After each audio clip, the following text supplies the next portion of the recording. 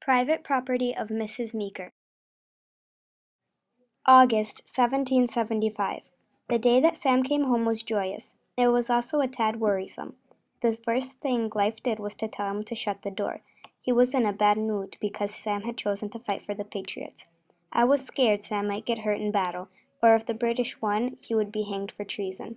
I just can't bear the thought of living without my son, Sam. My own flesh and blood. Why did he have to leave? To think that the child I gave birth to deserted me. Life is dull and colorless without him. Unhappy. I just thank God he is alive. I pray every day. Summer 1775. The day that Sam left was a tragic one. I always feared that my forebodings would become true. When I heard Sam leave, I also heard crying. Life was the one crying. Tears burned my eyes, so instead of comforting him, I fled to our room, sobbing softly.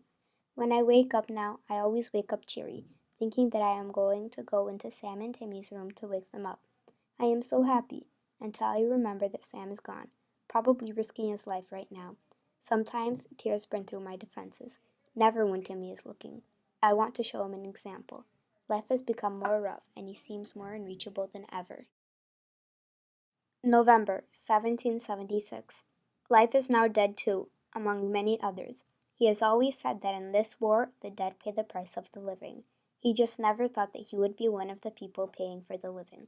The instant I heard Timmy come home about midnight, I knew something was wrong. They should have been sleeping at a friend's house. A sickening feeling came over me when I saw Tim was alone. I thought of any and every excuse for life not being there, but it finally settled in. He is gone! I quickly gathered myself. If I did not want my Timmy dead too, I would show him not to show weakness. I just do not want to lose my whole family. January 1779.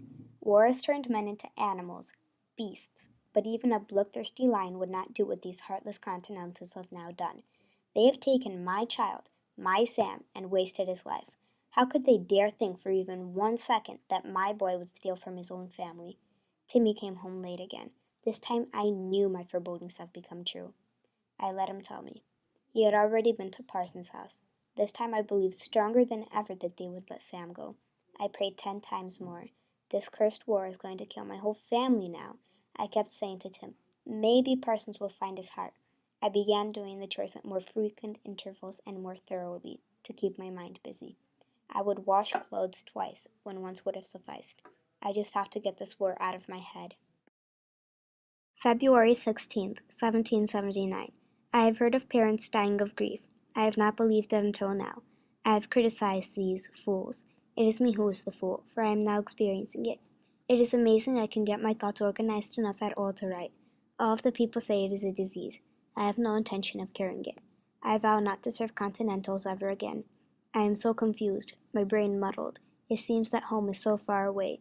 I sit for hours, wondering. Sometimes Tim would try to help. I am done for. If I say anything at all, it is strange. I do not care.